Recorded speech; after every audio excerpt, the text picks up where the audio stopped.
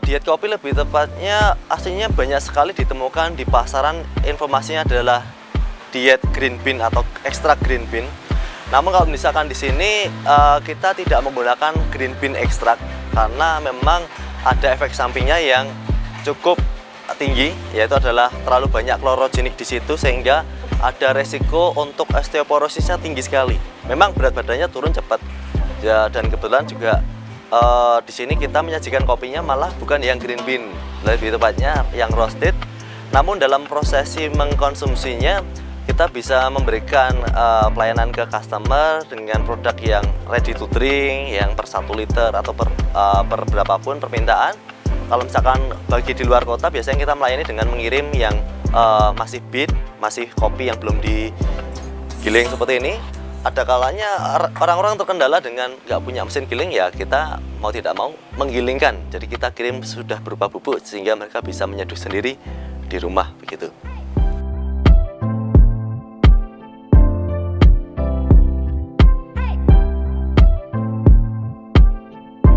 Kenapa saya menjalankan diet kopi? Karena saya sendiri dulu adalah punya masalah dengan obesitas. Jadi saya sendiri orangnya dulu gendut sekali. Karena emang sekeluarga ini mayoritas kita berat badannya lebih, sudah masuk obesitas memang.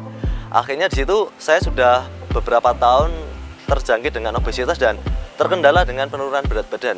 Dikarenakan juga pola kerja yang kurang tersistematis sehingga untuk menjaga asupan makan dan pola hidupnya kurang tertata.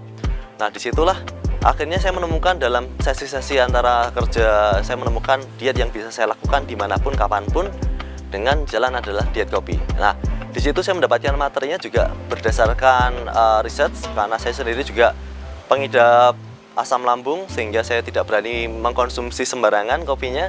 Disitulah saya mulai riset, di mana awalnya adalah kopi untuk diet, untuk penurunan berat badan. Setelah saya pelajari lagi ternyata banyak sekali manfaatnya.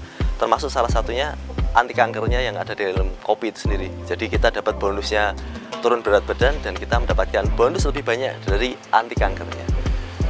Lalu diet kopi ini saat saya sendiri sudah melaksanakan, menjalankan terapinya, pertama memang trial and error, karena diet kopi yang selama ini saya baca, saya cari informasinya di mana-mana mesti berbilang adalah ekstrak green bean.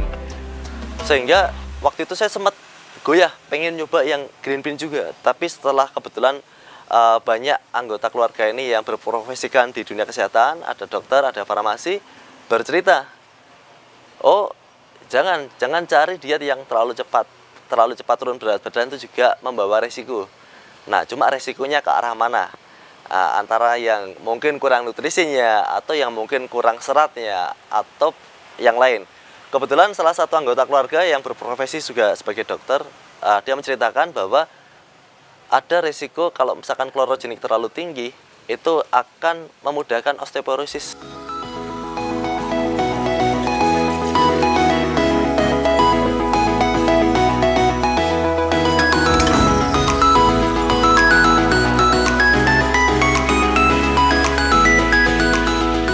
Oke, jadi di sini kita juga melayani untuk take away. Jadi kita 1 liter, lalu juga bila mana ada yang ingin belajar dulu ke sini, soalnya yang namanya diet kopi tanpa diawali dengan mengetahui treatment yang tepat, nanti juga kurang efisien. Termasuk jam kapan minum kopi, berapa banyak asupan kopi di jam-jam ini, itu juga nanti ada di dalam rangkaian diet kopi kita. Jadi yang tertarik untuk mencoba treatment diet kopi bisa mendatangi ke Nyontong Kopi. Kita menggunakan ejaan Jawa, jadi ada huruf H-nya di sini, Nyontong Kopi ya. Di sini kita beralamatkan adalah di Jalan Samail di Desa Bangunarjo di Kecamatan Sewon. Jadi bagi yang ingin mencoba diet kopi, saat ingin menuju ke lokasi, mungkin jalan yang terdekat bisa melewati Ring Road Selatan, lalu Jalan Mugi Barat. Disitulah coffee shop kita berada. Kita buka dari jam 4 sore sampai jam 10 malam. Namun karena saat ini sedang bertepatan dengan Lebaran, dengan Ramadan maaf, kita untuk jam bukanya dari jam 5 sampai jam 10 ya. Lalu kenapa bukanya kok hanya pendek sekali? Di jam-jam itulah diet kopi paling bagus untuk dikonsumsi. Jadi saat orang mengkonsumsi kopinya di jam-jam yang sudah kita plottingkan, itu hanya untuk memboosting atau meningkatkan efisiensi saja.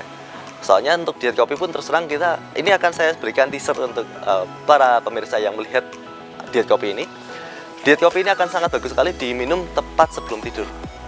Jadi yang ingin mencoba, tapi juga diet kopi ini tidak akan berjalan lancar bila mana kopi yang digunakan bukan kopi yang sewajarnya kopi. Soalnya produk-produk yang mudah ditemukan di pasaran yang sudah instan, saset atau apa, itu nanti pelanggan akan tahu bahwa setelah kita jelaskan di sini, itu loh minuman seberapa gram. Coba lihat kandungan kopinya berapa persen di situ. Mereka akan kita temukan dengan, oh selama ini yang kita minum ternyata belum tentu kopi, karena itu ada kopinya tapi hanya sedikit, hanya sebagai komposisi saja. Apakah 100% kopi? Silakan nanti para customer yang akan tahu kebaikannya kopi di situ. Iya. Dan juga untuk pemirsa ingin tahu seberapa bahayanya kopi instan yang pemirsa tahu, kalau misalkan itu kopi saset, temukan dengan air panas. Semakin wangi aromanya, semakin bahaya kopinya. Dan inilah salah satu hal yang kita terapkan di sini saat kita ingin diet kopi. Ya kopi itulah yang kita konsumsi, bukan minuman berasa kopi.